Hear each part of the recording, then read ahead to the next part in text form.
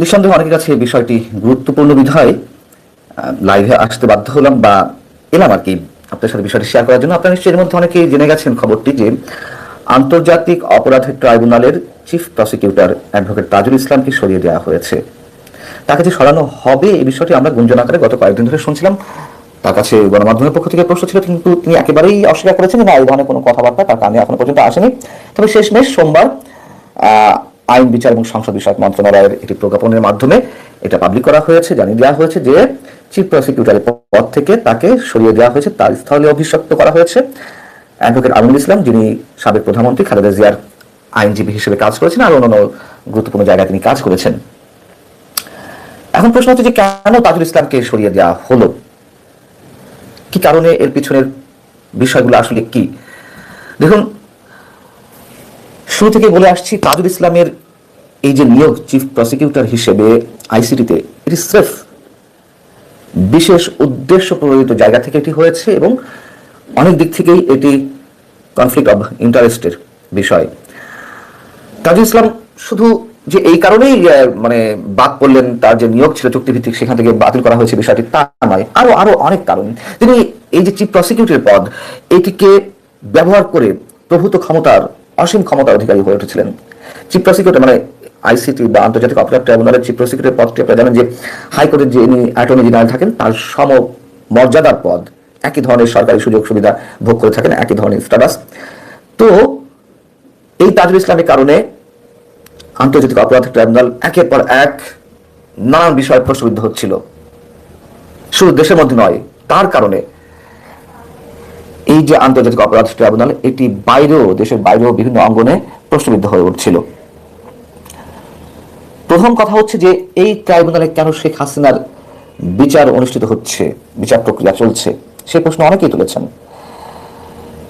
শেখ হাসিনা সহ আওয়ামী লীগের শীর্ষ নেতাদের বিচার কাজ এখানে হচ্ছে, কোনো কোনোটি রায় দেওয়া হয়েছে এবং 24 গণঅভ্যুত্থানে 5 আগস্টের আগে যে হত্যাকাণ্ডগুলো ঘটেছে বা যারা আহত হয়েছেন এইসবের কারণে শেখ হাসিনার বিচার এখানে হচ্ছে। আমার কথা হচ্ছে, বা অনেকের এই কথা, যে শেখ হাসিনার যদি সত্যিই গণঅভ্যুত্থানে নিহতদের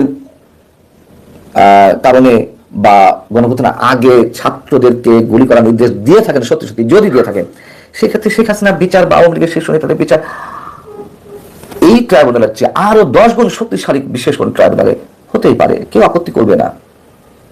কিন্তু এই ট্রাইব্যুনালে কেন স্রেফ প্রতিহিংসার জায়গা থেকে? আমি তো বলিনি চিফ প্রসিকিউটরের পদ থেকে তাজুল ইসলামকে সরিয়ে দেওয়ার আরো অনেক কারণ আছে। আমি যে বিষয়টি এখন বলছি সেটির কারণে যে বিএনপি সরকার তাজুল ইসলামকে সরিয়ে দিয়েছে তা নয়, আরো অনেক কারণ আছে। তারপরে এটি একটু আগে বলে নিই যে এই ট্রাইব্যুনাল শুরু থেকেই বিতর্কিত হয়ে পড়েছে, অন্তত 5 আগস্টের পর থেকে। কথা হচ্ছে, এই বিষয়টি আমরা সবাই জানি, আইসিটি গঠিত হয়েছিল 71 মানবতা বিরোধী অপরাধের বিচারের জন্য, যার নাম দেওয়া হয়েছে আন্তর্জাতিক অপরাধ ট্রাইব্যুনাল। যেহেতু 71 আমাদের মুক্তিযুদ্ধের সময় বাংলাদেশ এবং পাকিস্তান এই দুই রাষ্ট্রের মধ্যে যুদ্ধ সংঘটিত হয়েছে, সেখানে মানবতা বিরোধী অপরাধ বলতে যা বোঝায় সব ধরনের কার্যক্রম করেছে। আমাদের লাখ লাখ মা বোনদের সম্ভ্রম পেয়ে নেওয়া হয়েছে, ধর্ষণ করা হয়েছে, অগ্নিকাণ্ড ঘটনা তো মুহুর্মুহু ঘটেছে, বাড়ি ঘর জ্বালিয়ে দেওয়া হয়েছে, গণহত্যা সংঘটিত হয়েছে। তো দুই দেশের মধ্যে সংঘটিত যুদ্ধে এসব ঘটনা ঘটেছে, যার কারণে এটি আন্তর্জাতিক অপরাধ ট্রাইব্যুনাল। যদি সত্যি সত্যি শেখ হাসিনা নির্দেশ দিয়েও থাকেন হত্যাকাণ্ডের জন্য, সেটি কোন পর্যায়ে আন্তর্জাতিক অপরাধের সংজ্ঞায় পড়ে? এটা নিজ দেশের মধ্যে নিজ দেশের মানুষ হত্যাকাণ্ডের শিকার হয়েছেন।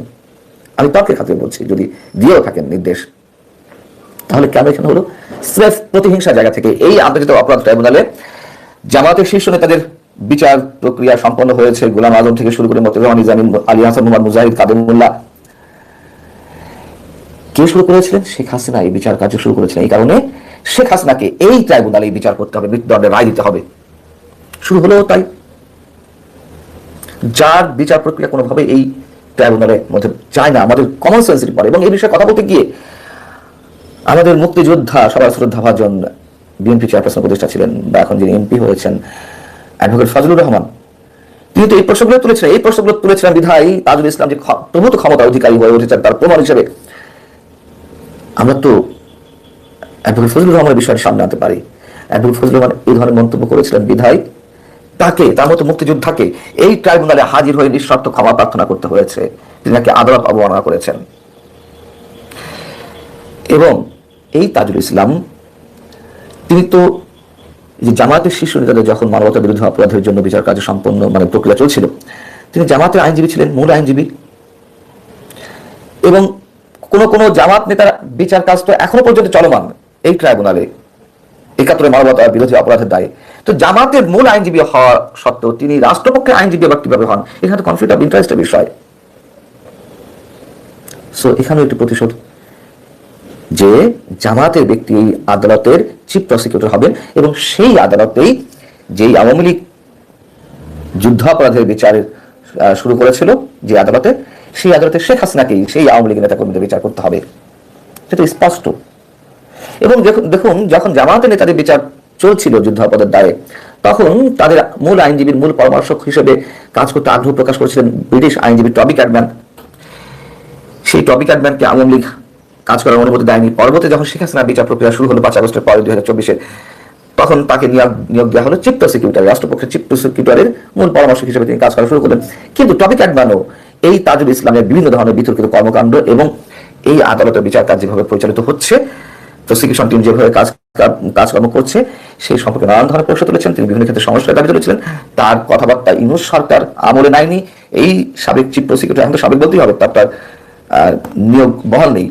তাজুল ইসলামও তার কথাবার্তা কোনো প্রকার কর্ণপাত করেননি, যার কারণে টবি ক্যাডম্যানের যে নিয়োগ ছিল 1 বছরের জন্য 2024 নভেম্বর থেকে 2025 নভেম্বর, পরবর্তীতে তার নিয়োগের মেয়াদটি বর্ধিত করতে চাইছিল ইউনূস সরকার। তিনি রাজি হননি। তিনি জানিয়ে দিয়েছেন, না, আমার পক্ষে কাজ করা সম্ভব নয়। কেন?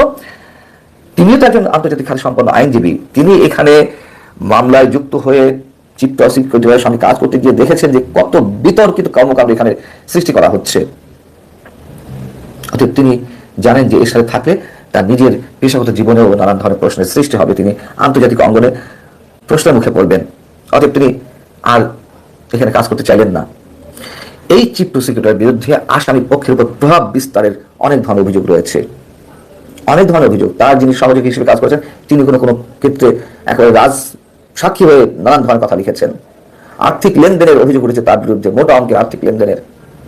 যে রাজ সাক্ষী হয়েছেন সাবেক আইজিপি আব্দুল্লাহ আল মামুন, তিনি যে শেখ হাসিনার বিরুদ্ধে রাজ সাক্ষী হয়েছে, সেখানেও নাকি নানান ধরনের যোগ সাজস, নানান ধরনের লেনদেন সংঘটিত হয়েছে। এবং এই তাজুল ইসলাম তো নিজে জামাত করতেন। যখন জামাতের কোনো সাবেক ছাত্রনেতা বেরিয়ে এসে এবি পার্টি গঠন করলেন, সেই এবি পার্টিতে এলেন তাজুল ইসলাম। যখন তিনি চিফ প্রসিকিউটর হিসেবে নিয়োগ লাভ করলেন, সেক্ষেত্রে তিনি এই পার্টিতে পদত্যাগ করে এই দায়িত্বে আসেন, রাষ্ট্রীয় দায়িত্বে। কথা হচ্ছে যে এই তাজুল ইসলামকে নিয়ে বিতর্কে শেষ ছিল না।